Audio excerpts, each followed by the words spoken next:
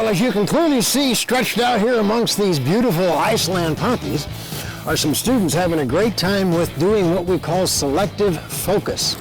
You want to get out your long lenses, and by long I mean at least the 200 to 300 range, if not longer. As you can see right here in front of us, we got one gal using a 200-500 Nikkor with a 1.4 TC converter. Wow, what's she doing with that? She's actually focusing on this one flower right here against the backdrop of not only these yellow poppies, but also we have behind that another student wearing blue jeans.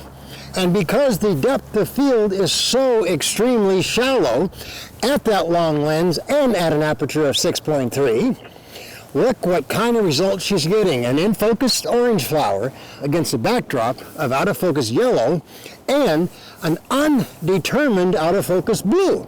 Well, that blue, as you now know, is coming from the student's jeans.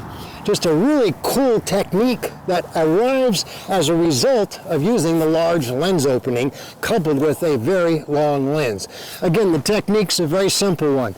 Shallow depth of field, selective focus, and because the focus is limited, in this case again, to a single flower, it becomes very obvious what the subject matter is. Remember, the eye-brain works on the assumption that what's in focus is important and what's not in focus is not as important. So, as far as exposure, easy stuff here. Overcast day, everything's the same illumination. Clearly, as you can see now, a little gust of winds come up. As a result, I've had the students in this particular workshop shoot ISOs of 800 simply because we want to shoot in conjunction with an aperture of 6.3, a fast enough shutter speed that what little bit of wind might be happening, the 2,000th of a second shutter speed that we're shooting at is more than enough to freeze what little bit of wind movement there might be. It's called selective focus. You need patches of flowers, long lens, and a large lens opening. Have some fun. Try this out yourself. You can do this.